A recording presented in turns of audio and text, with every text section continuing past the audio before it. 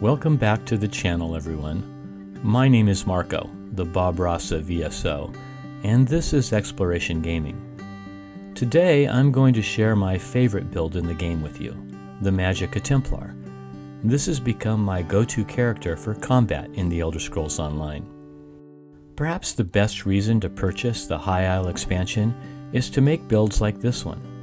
My Templar uses 3 elements that can only be had through High Isle. So for me, I guess it was well worth shelling out the cash for this year's chapter. Now before I dive deep into the particulars, I'd beg you to subscribe to the channel and give me a follow on Twitch. I love interacting with the community live, and in fact, I want to thank my new friend Brent for helping me to perfect this Templar build. We're so much stronger when we come together and share ideas about the game and about life. Don't you agree? Okay, let's look under the hood. I'm a high elf, but you can make this work with any race. You should pick your favorite. After all, you want to look cool. I think Khajiit and a dark elf are also excellent choices. We're a Magika build, so all the attribute points should go into Magika. Combat in ESO is really all about your critical chance and your penetration, so the Mundus Stone should be the thief, although the lever can also work. For food, I'm using Bewitched Sugar Skulls, but Witch Mother's Potent Brew is a terrific choice as well. For potions, I'm using Tristats, but any Magika trash potion will do the job. The gear sets now. What are we wearing? My new favorite set in the game is a High Isle craftable set called Order's Wrath. You can craft it in light, medium, or heavy, and you only need to research 3 traits to be able to make this for yourself. So nearly everyone now has access to making their own amazing armor. 2 items add 650 crit chance. 3 items adds 130 weapon and spell. 4 items adds another 650 crit chance. And 5 items adds a whopping 943 additional crit chance, while also giving an 8% boost to critical healing and critical damage. You make this set all in Divines, slap a magical enchantment on the pieces, and Bob's your uncle. Order's Wrath pretty much makes Mother's Sorrow obsolete in ESO, because you don't have to transmute any traits. Basically, in 5 minutes, you can have one of the best armor sets in the game. I'd strongly urge you to make this set in light armor because of the great passive bonuses for Magika characters. Passives are still very important to this game, don't ignore them. Now we add the new High Isle Mythic Oakensoul Ring and its 13 amazing buffs, along with the Slimecraw Helm for another 770 critical chance, and this build is really humming. The final piece in the equation is key for Templars. Deadly Strike Armor is a medium PvP set found in Cyrodiil, but it can be purchased from guild traders. So non-PvPers can help support the PvP community by purchasing this armor. 2 items offers more weapon and spell damage, 3 items give 650 crit chance, 4 items gives even more weapon and spell damage, and 5 items increases the dot damage and channeled abilities by 15%. Now the Templar Spammable Puncturing Sweeps is a channeled ability. That stat alone makes this build unstoppable. I'm using Deadly for my weapon, which is a lightning staff, a deadly ring and a necklace, and 1 deadly piece of body armor. Now some people prefer using deadly daggers, and of course you can make that work with a little tweaking in the skills. Really, any weapon that you enjoy using on your Templar can be made to work with this very versatile build.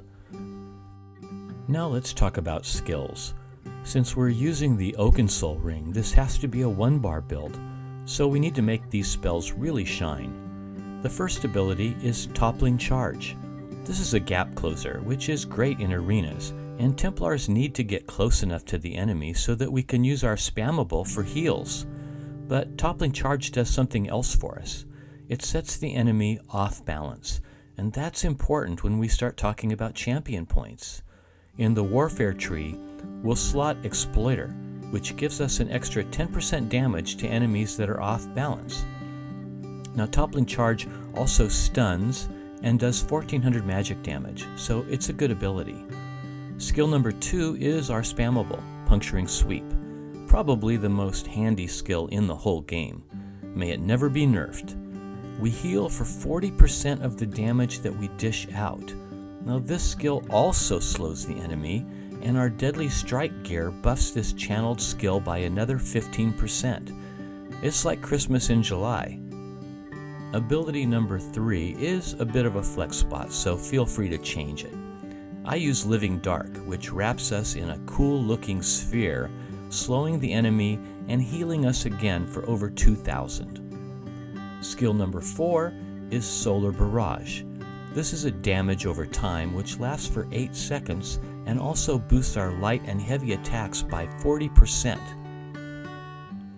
The last regular ability is Radiant Glory. This is an execute ability, as it does nearly 500% more damage to enemies under 50% health.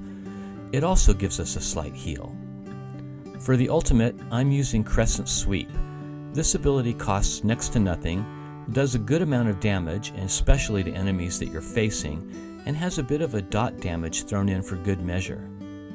You may have noticed that all the skills I'm using are Templar class abilities. That's how strong this build is. I'll briefly mention passives. You want all your racial, class, and light armor passives for optimum damage dealing, as well as healing. Finally, let's take a peek at the slotted champion point trees. For the blue warfare tree, Exploiter, as I mentioned earlier, for the 10% extra in-off balance foes. Thaumaturge for 6% extra damage over time. Deadly Aim for 6% single target damage, and Master at Arms for 6% direct damage. In the red fitness tree, Rejuvenation for a 90 added to health, magic, and stamina. Fortified for an extra 1700 armor. Siphoning Spells for 1500 free magicka, and Boundless Vitality for 1400 max health boosts. Lastly, the green crafting tree, which is totally up to you. I use Steed's Blessing for the 20% movement speed, Treasure Hunter, Master Gatherer for a 50% time reduction on harvesting, and Homemaker for that 10% chance at double furnishing plans, which I love. You can mix and match depending on your level, and with most of the CP choices, it's completely up to you. Now we'll end this video with a look at some tricky boss fights in High Isle. I hope you enjoyed this build. Please leave any comments below, and thanks again for watching. As always, I'm Marco. Have fun in the game, be kind to one another, and keep exploring. I'll see you next time.